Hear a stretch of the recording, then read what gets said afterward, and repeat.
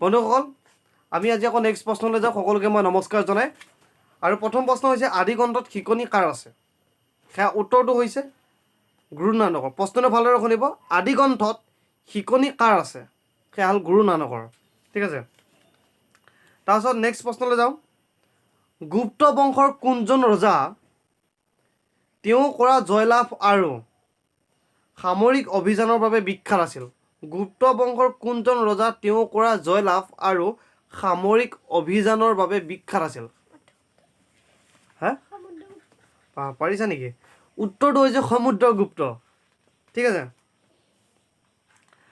ভাৰত বুৰঞ্জী কোনটো যুগক সোণালী যুগ বুলি জনা যায় সেইটো উত্তৰটো হৈছে গুপ্ত যুগক ভুল হৈছে নেকি ভুল হ'ল তোমাৰ হয় অঁ শুদ্ধ নেকি শুদ্ধ হৈছে বন্ধুসকল গুপ্ত যুগক ঠিক আছে গুপ্ত যুগৰ বিখ্যাত গণিতজ্ঞজনৰ নাম কি আছিল গুপ্ত যুগৰ বিখ্যাত গণিতজ্ঞজনৰ নাম কি আছিল হা তুমি কি পঢ়া নাই এই এটা লিখিছা আজি বজাম মই তুমি মনে মনে থাকা আজি এটালে পিটিমেই বহুত কথা কৈ থাকে গুপ্ত যুগৰ বিখ্যাত গণিতজ্ঞজনৰ নাম আছিল কি তথাপি কয়হে থাপকে দিম উত্তৰটো হৈছে বন্ধুসকল আৰ্যভট্ট মই আপোনালোকক শিকাব বিচাৰিছোঁ শিকোৱা মানে কি আৰু আপোনালোকৰ আগত শ্বেয়াৰ কৰিব বিচাৰিছোঁ তথাপিও তাই আকৌ উস্তাদি মাৰি থাকে হে ধাপ ধাপ দিম উস্তাদি মাৰি থাকে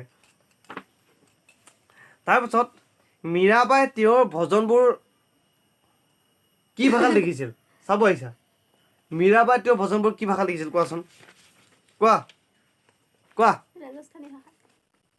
মা কচোন কি নাজানে এই মাথাটো ভাগি দিয়া তোমাক ৰাজস্থানী ভাষাত লিখিছিল তাৰপাছত ৰামচৰিত মানসখন কোনে লিখিছিল ৰামচৰিত মানস আজি এখন পিটিম এবাৰ মাত দিলে তাইক পিটিম মই ৰামচৰিত মানস কোনে লিখিছিল তুলসী দাসে লিখিছিলে ৰামচৰিত ঠিক আছে তাৰপাছত সিন্ধু উপত্যকাৰ কালত এটা বৃহৎ স্নানাগাৰো সজা হৈছিল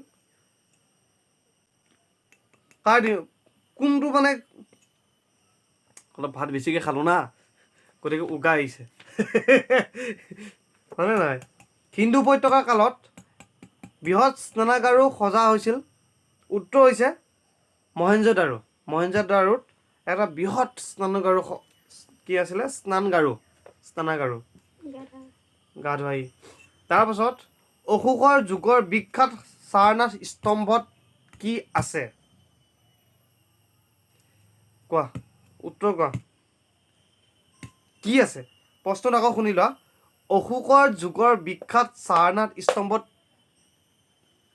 কি আছে অঁ চাৰিটা সুসজ্জিত সিংহ আছে ঠিক আছে পাল বংশৰ প্ৰতিষ্ঠাতা কোন আছিল পাল বংশৰ প্ৰতিষ্ঠাতা কোৱা নোৱাৰিলে বা পিটিম কিন্তু কি পাল আছিল পাল নহয় কোৱা নহয় পাল বংশৰ প্ৰতিষ্ঠাতা কোন আছিল কোৱা উত্তৰ হৈছে ৰজা গোপাল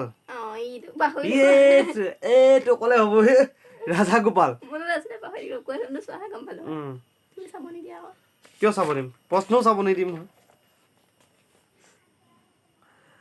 মহেঞ্জোদাৰো আন এক নামেৰে জনা যায় সেই নামটো কি আছিল মহেঞ্জোদাৰোক আৰু আন এটা নামেৰে জনা যায় সেই নামটো কি আছিল ই বা কি সোৱাদ লাগিছে চোৱা হা উত্তৰ হৈছে বন্ধুসকল মিতিকৰ নগৰ হ'ল মহেঞ্জোদাৰোৰ আন এটা নাম হা সকলোৱে মনত ৰাখিব তাৰপিছত কোনে ভাৰতত প্ৰথমবাৰৰ বাবে মুদ্ৰাৰ প্ৰচলন কৰে ভাৰতত কোনে প্ৰথমবাৰৰ বাবে মুদ্ৰাৰ প্ৰচলন কৰিছিল কোৱা এইটো প্ৰশ্ন মই বন্ধুসকল আগতে কিন্তু এই প্ৰশ্নটো সুধি গৈছিলোঁ কোৱা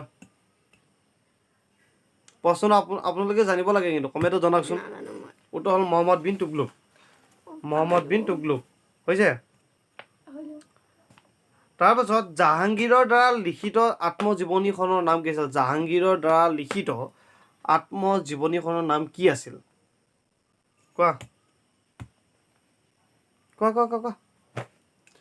বন্ধুসকল উত্তৰটো হৈছে জাহাংগীৰনামা তাৰপাছত কোনখন চহৰ সম্ৰাট শ্বাহজাহানে নিৰ্মাণ কৰিছিল? কোনখন চহৰ সম্ৰাট শ্বাহজাহানে নিৰ্মাণ কৰিছিল? শ্বাহজাহানাবাদ। ঠিক আছে বন্ধুসকল, মনত ৰাখিব সকলোৱে। তাৰপাছত নেক্সট প্ৰশ্নলৈ আমি যাওঁ। শিৱাজী কেতিয়া ছত্ৰপতি খিতাপ গ্ৰহণ কৰে? আমি শিৱাজী ছত্ৰপতি বুলি আমি শুনো বা ছত্ৰপতি শিৱাজী বুলি বহুতে কয়। কেতিয়া গ্ৰহণ কৰিছিল এই খিতাপটো আৰু কেতিয়া গ্ৰহণ কৰিছিল বা অৰ্থাৎ কিমান চনত গ্ৰহণ কৰিছিল? মানে প্ৰশ্ন কৰা ভুল হৈছিল, গতিকে এতিয়া কৈ দিছোঁ কিমান চনত শিৱাজীয়ে ছত্ৰপতি মানে কি খিতাপ গ্ৰহণ কৰিছিল? উত্তৰ হৈ যাব বন্ধুসকল 1672 চনত। 1672 চনত ছত্ৰপতি খিতাপ গ্ৰহণ কৰে। কোনে? শিৱাজীয়ে। হা, তাৰপিছত নেক্সট প্ৰশ্ন, পানিপথৰ প্ৰথম যুদ্ধ কেতিয়া হৈছিল? পানিপথৰ প্ৰথম যুদ্ধ হৈছিল কিমান চনত? সকলোৱে জানা নিশ্চয়, 1526 চনত। বন্ধুসকল, মোৰ ভিডিঅ'বোৰ যদি ভাল লাগিছে ছাবস্ক্ৰাইব কৰি দিব আৰু কাষত থকা বেল আইকনটো ক্লিক কৰি দিব। আৰু নেক্সট ভিডিঅ' পাবলৈ মোৰ অন্য হ'লে ছাবস্ক্ৰাইব কৰি দিলে ভাল পাম আৰু, নহয় জানো? মোৰো সুবিধা, আপোনালোকৰ সুবিধা। মোৰ মনৰ মই যিখিনি বুজিছোঁ সেইখিনি শ্বেয়াৰ কৰিছোঁ, হয়নে নহয়? ঠিক আছে বন্ধুসকল, আজি ইমানতে সমাপ্ত। জয় হিন্দ, জয় অসম।